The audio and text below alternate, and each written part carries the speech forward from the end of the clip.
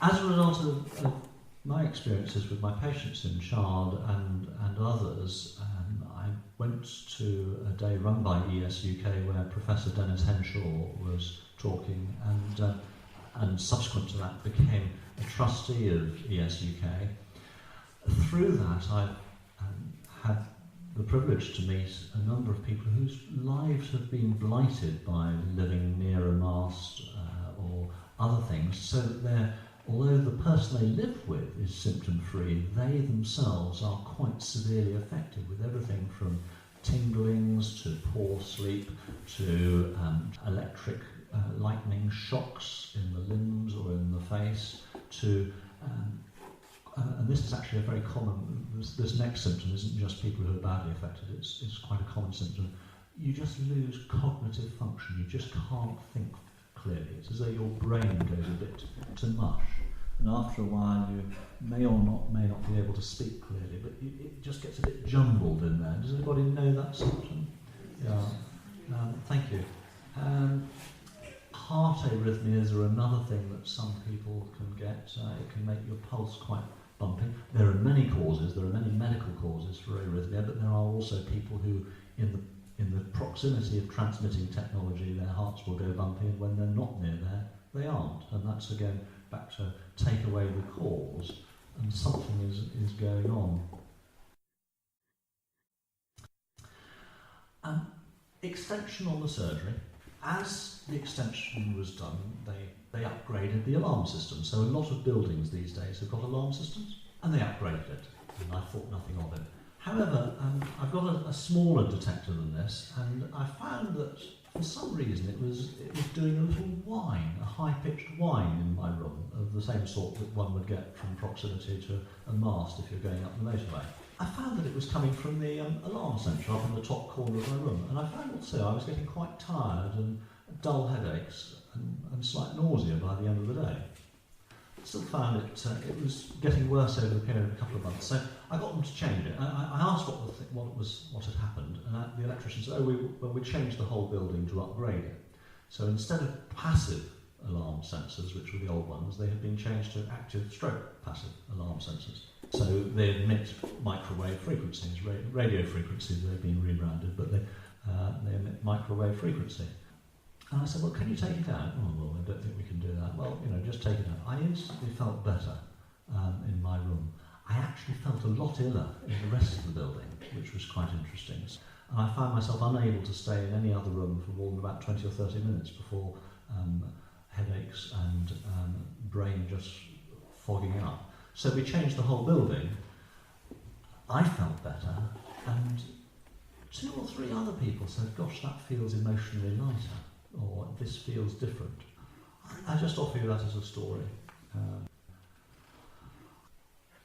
We know that the heart is electrical and the brain is electrical. You can detect the magnetic field from the heart some feet away from the body with sophisticated detectors.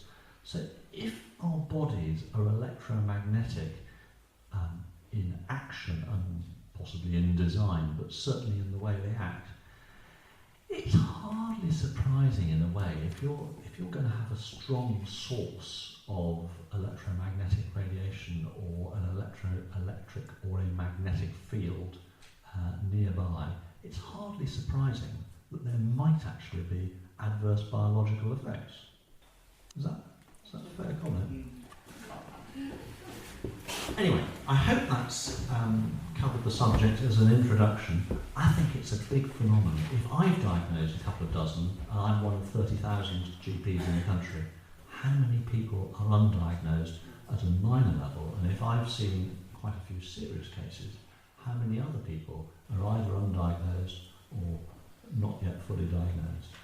Thank you very much.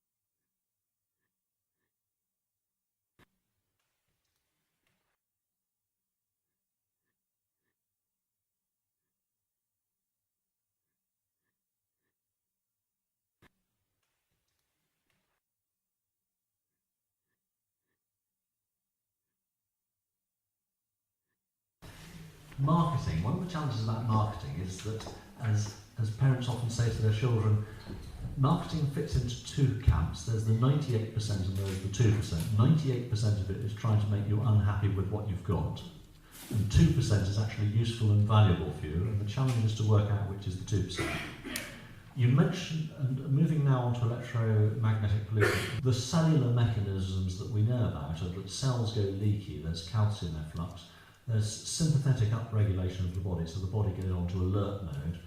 As you said, Lynn, the blood-brain barrier is interfered with, heat shock proteins are produced, melatonin is disrupted, and there may not be DNA breakage, but what there is due to a spin effect in an electromagnetic field of how free radicals recombine. There's a disruption of DNA combination. So the effect is, in effect, it is a breakage. It's actually a recombination effect. And there are many other animals. And I remember one of my patients in Winsham, once, or one of the people I know in Winsham, saying, "Do you know what, Doc? My mobile phone went off the other day when I was next to my bees and they all swarmed and attacked it." Interesting. So I heard about that. A microwave engineer told me a while back that his sensor, which helps him condemn microwaves as no longer being safe, goes bananas near mobile phones. I think one of our challenges as a society is that we trade convenience for health. And Lynn has given us an excellent exposition of where we're going wrong as a society in using our individual willpower and how we have let the convenience run away with us.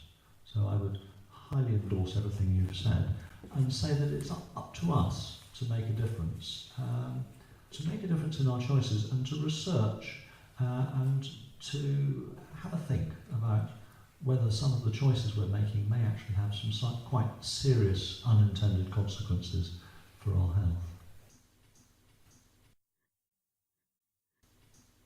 I recently gave a talk to a fibromyalgia support group, and four of them said to me what they discovered purely by chance, because they knew nothing about this electrosensitivity, that they had discovered that if they were away from these fields, their symptoms improved. And their symptoms are very much the same as the electrosensitivity, the sleep problems, the fatigue. I think there's an overlap there. Thank you, Peter. We're obviously all reacting differently to this. Do you think that we're all being damaged even though we're not all feeling it? There's two layers. There's the visible symptoms, and then there's what's it doing at a cellular level. Because remember, it's been classified as a carcinogen. But it's a bit of a mystery why some people are more vulnerable than others. But I would say that nobody can assume that they won't be affected as the pollution rises. There's a sort of a bucket effect of health, and we can cope with so much. So you have your health despite emotional stresses, despite lack of sleep, despite lack of exercise, despite the fact that we eat food that's often devitalised, despite the fact that you may have your own specific difficulties in assimilating nutrition. And electromagnetic fields are yet another. And electromagnetic fields were not thought of when I was at medical school. And there comes a point where the bucket overflows, crashes from there to there, and it's not easy to get back up again. In Australia, if you look up the GP, Frederica Lamick, it has 92 case histories of people who were fine with their Wi-Fi, they were fine with their mobiles, they had a smart meter fitted, bam, now they can't use any of it. So it's partly individual sensitivity, it's also degrees of exposure. Yep. And there is often a straw that breaks the camel's back, and for some people it's the smart meter, but some people it's other things. The smart meters, the advertising says that they only transmit for 14 seconds a day, or so on. The average exposure is very small. Well, the average exposure, those are 14. Some of these there are 14,000 very high intensity spikes, but the average, of course, is really quite low. The average of 14,000 blood-curdling screams is not silence, and the average, the effect of 14,000 blood-curdling screams is not peace and harmony. the major problem is that non-thermal equals non-harmful, incorrect, and there is an arrogant presumption of no harm. You know, we're ignoring any precautionary principles, and not just the studies that Lynn was alluding to, but there was a lot of industrial, military research in the 60s and 70s using some of this technology as offensive weapons, rather than just as what we're seeing now, that shows that there is a problem. So we're in an interesting position as a society. And on behalf of everybody, we just thank the two speakers again for their time and their energy this evening.